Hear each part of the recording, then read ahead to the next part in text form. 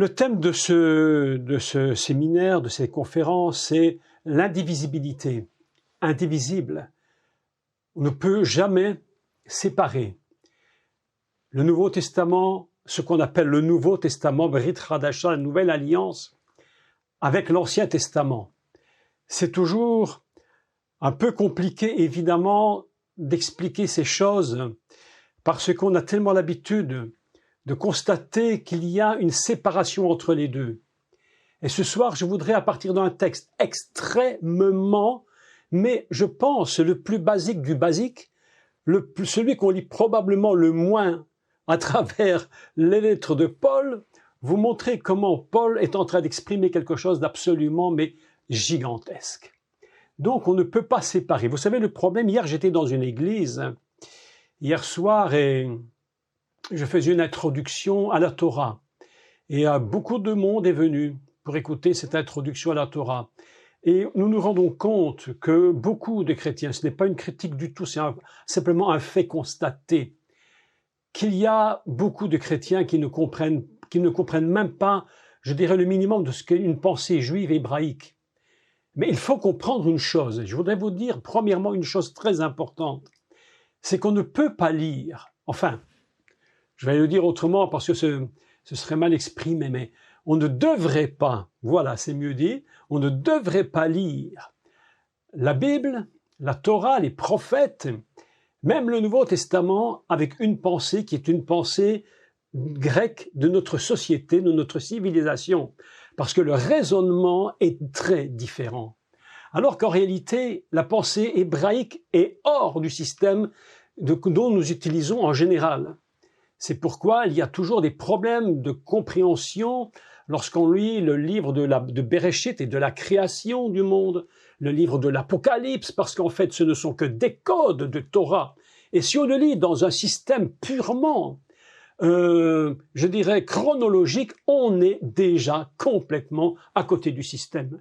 Donc, il nous faut absolument repenser la pensée hébraïque, repenser comment on va lire un texte et comment l'apôtre Paul, celui qui, écoutez bien les mots, je vais utiliser des mots mais très très précis pour qu'on comprenne bien l'idée générale du cours.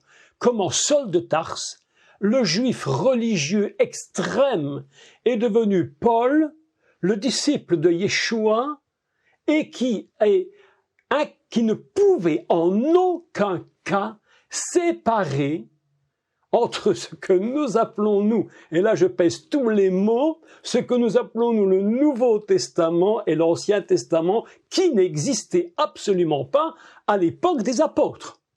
Donc, la lecture que nous allons faire aujourd'hui est une lecture tout à fait particulière. Je vais vous montrer comment on peut lire un texte hébreu le plus basique qui soit, la chose la plus simple qui existe, et arriver à vous montrer comment on peut rentrer dans un texte d'une manière absolument fabuleuse et gigantesque. Et là, on va comprendre comment il est impossible de séparer, je dirais même plus encore, séparer qui nous sommes aujourd'hui en 2021 au 21e siècle avec ce qui était écrit il y a maintenant des milliers d'années. Et je vais vous demander de faire, pour ce cours particulièrement, un effort mental particulier. Je demande parfois aux gens de le faire, mais je sais que c'est très très compliqué. Donc on essaye de le faire, mais je ne dis pas que c'est possible à 100%. Moi-même c'est compliqué, mais on essaye, d'accord? On va essayer, chacun d'entre nous, de nous placer, comment le dire en français? Dans le mauvais français, dit on va se mettre dans la peau de l'apôtre Paul juif.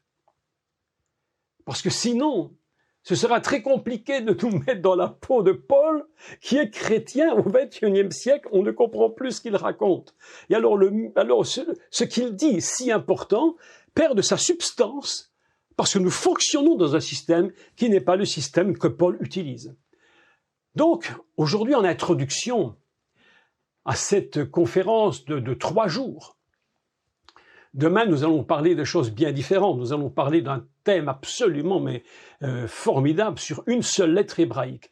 Je vais vous parler pendant 2 heures sur une seule lettre et comment elle fonctionne. Mais aujourd'hui, nous allons lire un texte. Donc, je vais vous demander de prendre votre Bible. Je ne vous demande pas de prendre pour l'instant votre Torah, en français ou en hébreu, qu'importe, parce que le texte ne se trouve pas dans la Torah. Il se trouve dans ce qu'on appelle le Nouveau Testament, même s'il n'est pas nouveau du tout et qu'il est très très vieux, et que c'est une alliance qui n'est pas du tout, je dirais que c'est une alliance qui est renouvelée, mais c'est pas quelque chose de nouveau, comme si l'ancienne était disparue. Donc, vous voyez que le thème est une telle complexité. Et je vous assure, mes amis, je vous assure que je suis en train de repenser à des choses dont j'aurai l'opportunité de vous parler très bientôt, des versets qui sont mais d'une simplicité extrême. Mais justement, c'est à cause de leur simplicité extrême que nous avons extrêmement besoin de comprendre le raisonnement divin. Donc, je vous propose de prendre aujourd'hui, en introduction à ce cours, l'épître de Paul aux Romains, et vous allez voir que le texte est tout à fait, je dirais même pas lu dans les églises quasiment, parce qu'on ne prêche jamais là-dessus. Jamais. C'est un texte qu'on ne prêche pas dessus. Romains 1 et au chapitre 1. Romains 1, pardon, et au verset 1. J'ai dit chapitre, c'est le verset 1, mais vous m'avez compris, j'en suis absolument convaincu. Donc, vous prenez Romains 1 et au verset 1. D'accord? Et nous allons commencer cette lecture. Et je vais vous montrer comment il faut la lire, cette introduction. Donc, allons-y. Si vous êtes prêts, on commence la lecture maintenant. Très simple, hein? Très simple. Vous vous rappelez qu'en général, lorsqu'on lit une lettre de Paul, ce qu'on va lire maintenant, c'est une petite présentation. Paul dit, voilà qui je suis. Mais écoutez bien le secret du texte. Paul, serviteur de Jésus-Christ, nous lisons en français, d'accord? Appelé à être apôtre, mis à part pour annoncer l'évangile de Dieu. Écoutez bien ceci maintenant. Évangile qui avait été promis auparavant de la part de Dieu par ses prophètes dans les Saintes Écritures. Il concerne son Fils, écoutez chaque mot, né de la postérité de David selon la chair, déclaré Fils de Dieu avec puissance, selon l'Esprit de sainteté par sa résurrection d'entre les morts, Jésus-Christ notre Seigneur.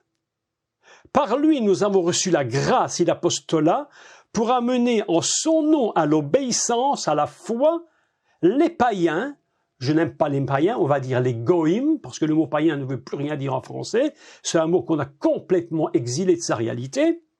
Parmi lesquels vous êtes aussi, vous qui avez été appelés par Jésus-Christ. Voilà une introduction qu'en général, je le crois, franchement, depuis mes petits 69 années qui arrivent très bientôt, je n'ai pas entendu une seule fois prêcher sur ce thème, sur ces 2-3 versets. Parce qu'en finalité, on a l'impression que lorsque Paul est en train de parler, mais qu'est-ce qu'il fait? Il est en train de présenter son ministère. C'est comme quand tu fais une lettre et tu écris, voilà, ton prénom, là, voilà, et tu fais ton petite introduction, et puis on passe l'introduction parce qu'en finalité, c'est qu'une introduction polie. Mais la réalité est tout autre. Et je voudrais vous montrer la puissance du texte. Et nous allons par la suite décoder chaque mot selon les valeurs qu'il représente et montrer ce que Paul est en train réellement de dire. Pour comprendre ceci, il va nous falloir nous rappeler quelque chose de très, très important. Souvenez-vous, Paul n'est pas chrétien. Paul, c'est un grand juif.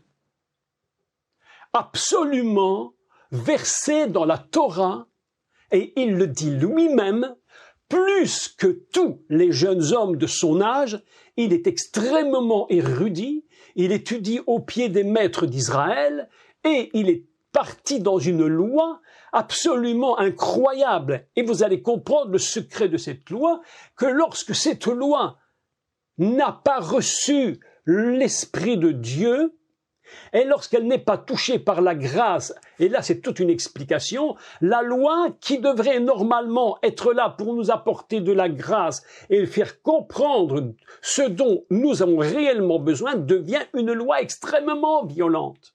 Et Paul, le juif, va dire quelque chose de terrible. Il va dire « Je suis le plus petit de tous les apôtres ».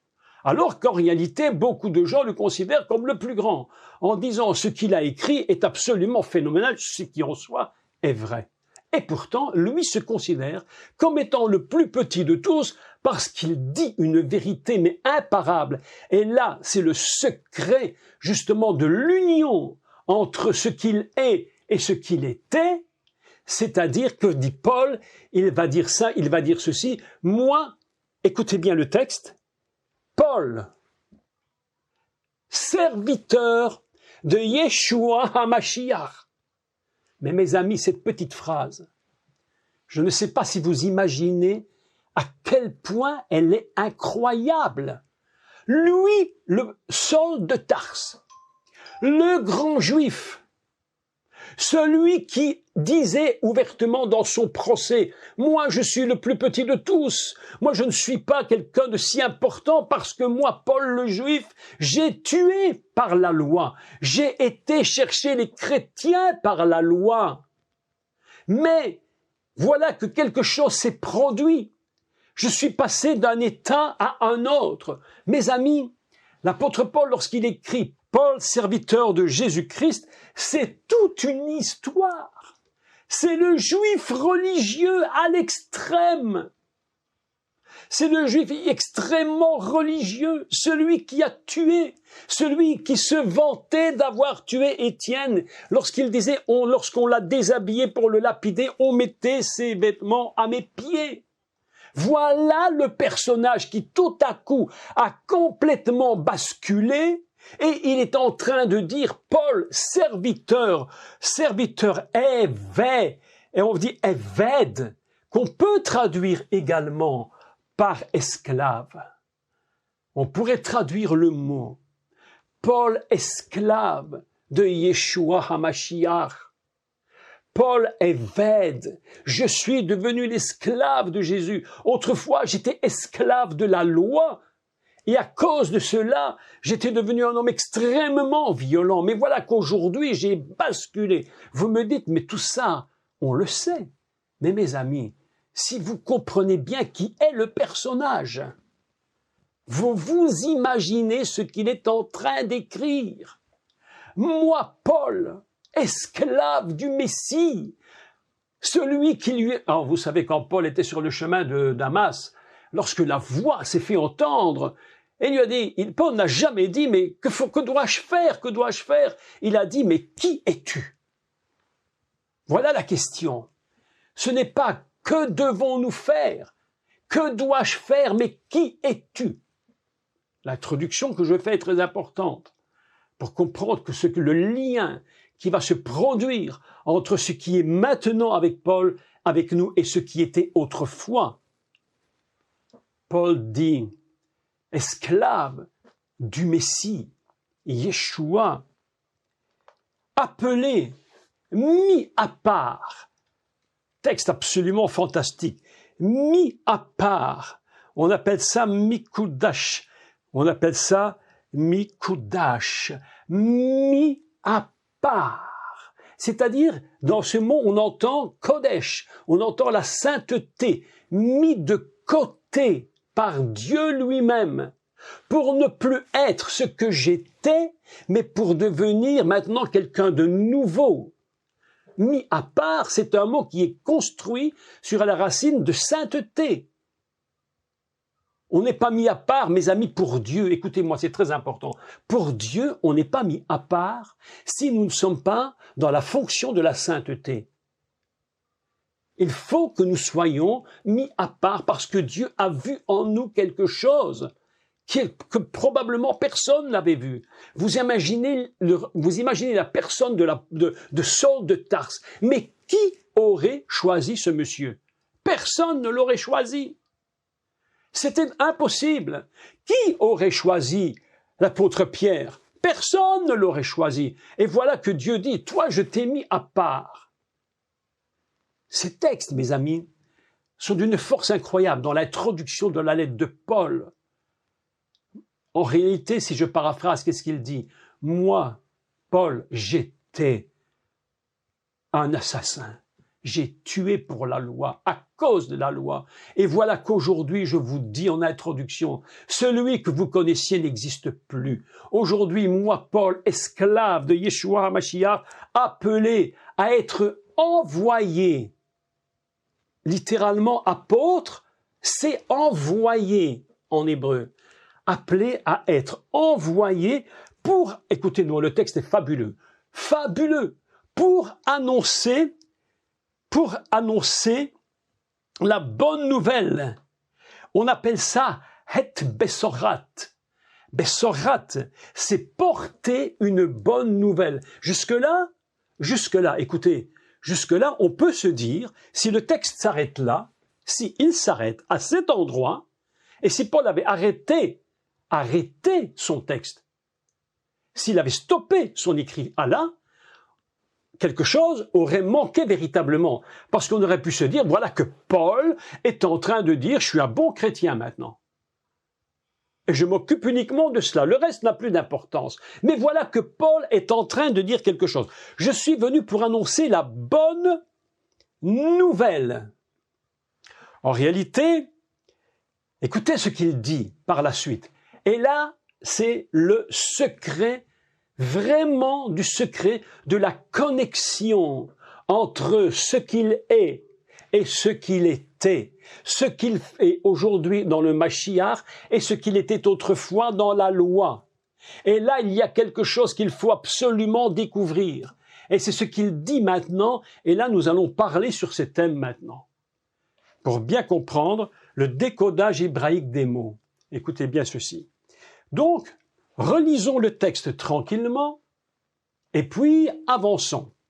Paul, esclave de Yeshua HaMashiach, appelé apôtre, envoyé, je suis mis à part pour annoncer la bonne nouvelle de Dieu. Bonne nouvelle, écoutez ici le secret. Bonne nouvelle, donc nous ne sommes plus ici uniquement dans un système d'évangélisation d'église, nous sommes ailleurs que là. Le système de l'évangélisation de la bonne nouvelle, il n'a pas sa source dans le christianisme. Pas du tout. Il a sa source dans le judaïsme. Et la connexion est en train de se faire. Évangile qui avait été promis auparavant par ces prophètes dans les saintes écritures. Et voilà que nous sommes en train de basculer subitement dans un texte extraordinaire. Paul est en train de dire littéralement ce que je vous annonce. Et je vais parler à la façon la plus moderne qui soit aujourd'hui. Ce que je vous annonce, c'est pas un système chrétien, protestant, catholique, évangélique et tout ce que tu veux. Ce que je vous annonce, c'est quelque chose qui vient de ce qu'on appelle le Tanakh. Les prophètes et les écrits. Et nous allons parler des prophètes et des écrits. Parce que là, vraiment, il y a quelque chose qui doit absolument être compris. Donc Paul est en train de dire, mais mes amis, écoutez-moi, vous tous les Romains, et aujourd'hui nous, ce que je vous annonce, c'est pas quelque chose de Paul, c'est quelque chose qui vient des prophètes qui eux-mêmes ont puisé leur révélation dans ce qu'on appelle la Torah. Où vont-ils puiser? Où Paul va-t-il puiser ses sources? Lorsque Paul fait des écrits, lorsque Paul cite des sources, Parce que Paul va citer les sources dans ses écrits. Il va citer le roi David, il va citer les prophètes. Parce que la seule référence de Paul, écoutez bien, mais que l'Église comprenne, que la seule référence de l'apôtre Paul, c'est ce que nous appelons, nous, l'Ancien Testament. Et que la bonne nouvelle de Yeshua HaMashiach, le Sauveur du monde, c'est une histoire d'Ancien Testament, pas de Nouveau. Ce n'est que le Nouveau n'est qu'une prolongation. Non, mes amis, écoutez, nous allons devoir bien comprendre. Nous devons supprimer, je voudrais essayer, mais c'est compliqué parce que pour en parler, il faut prendre les langages d'aujourd'hui, mais il faudrait supprimer l'expression Ancien Testament, Nouveau Testament. Il faudrait arrêter. Il faudrait parler des écrits, comme Paul le dit. Paul ne parle pas de l'Ancien et du Nouveau, il parle des écrits, il parle des Saintes Écritures. D'accord? Donc, le texte hébreu, si nous prenons le texte de l'Épître aux Romains en hébreu, je l'ai relu en hébreu, les différentes versions.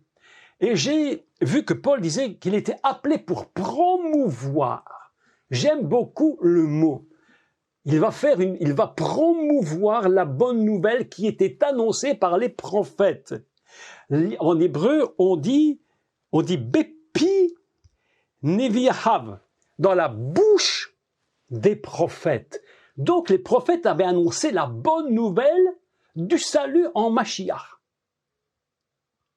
L'histoire du Mashiach, c'est pas une invention évangélique. C'est évidemment pas une invention chrétienne. C'est là le problème de la séparation entre les deux. La notion du Mashiach, sauveur du monde, c'est une notion purement juive. C'est totalement prophétique et totalement dans la Torah. D'ailleurs, Yeshua lui-même ne cessera de le dire. Moshe parle de moi. Les prophètes parlent de lui. Le roi David parle de lui. Et c'est pourquoi, un peu plus loin, Paul va parler. Et il va lui dire, il est fils de Dieu selon la postérité. Écoutez le mot que nous allons utiliser. Je vais vous expliquer le mot postérité, exactement ce qu'il veut dire. Selon la postérité de David. Paul est en train de parler aux Romains, et non déplaise au Vatican, qu'est-ce que vous voulez que j'y fasse? Mais il est en train de parler aux Romains en leur disant, c'est pas une histoire de Romains, c'est pas une histoire de vous, c'est une histoire de l'Ancien Testament, des Saintes Écritures. Donc, écoutons bien le texte. Qu'est-ce que les Saintes Écritures pour Paul? Je voudrais aujourd'hui vous parler de quelques points importants concernant ce que plusieurs d'entre vous connaissaient, que d'autres peut-être ne connaissent pas. Néanmoins, pour Paul, qu'est-ce que sont les Saintes Écritures? Les Saintes Écritures, pour Paul, c'est ce qu'on appelle, ou ce qu'il va appeler, lui, le Tanakh. Et le Tanakh, c'est ce qu'on appellera aujourd'hui la Bible juive, qui évidemment ne contient pas le Nouveau Testament et les Évangiles, avec les lettres de Paul et tout ce qui existe. Tout ça n'existait en aucun cas. Il n'y avait rien de tout cela. Il n'y a donc que le Tanakh. Et qu'est-ce que le Tanakh? Et nous allons décoder le mot et les lettres. Ça vaut la peine de décoder le mot et les lettres parce que vraiment, nous sommes dans une nouvelle perspective de lecture. Le Tanakh, c'est la première lettre qui est le Tav. Et le Tav signifie Torah. Tav, Torah. Le Nun de Tanakh, Nun, c'est Nevihim. Ce sont les prophètes. Écoutez bien les mots. Très intéressant, vous allez voir, les valeurs des mots, je les ai calculées et cherchées pour vous. Nevi'im, prophète. Et le Kaf, Ketuvim, les écrits. Qu'est-ce que c'est que ce Tanakh? Parlons et faisons un peu d'hébreu. Je vous expliquais maintes et maintes fois, redisons-le encore et encore, mais c'est important, que les mots hébreux, les phrases, les lettres hébraïques ont véritablement des poids divins. Nous ne sommes pas dans des dimensions humaines. Je vous ai dit que nous allions passer dans une dimension complètement différente. Nous parlons des poids divins. Qu'est-ce que la Torah pour Dieu? Quelle est, si je fais la guématria de Torah, la guématria de Torah, son poids est de 470. D'accord? Vous retenez 470 parce qu'il y a un texte très intéressant qui vaut aussi 470. Je suis donc maintenant dans une dimension différente. Je ne me tiens plus sur une dimension humaine, je me tiens au-dessus. Est-ce que vous êtes capable d'essayer de vous monter en haut? Essayez de vous transporter là-haut au niveau le plus haut possible. On essaie de grimper l'échelle du ciel. Vous savez, c'est comme Jacob, hein? Il avait une échelle dans le ciel, il fallait grimper l'échelle. Nous essayons de monter en haut pour comprendre.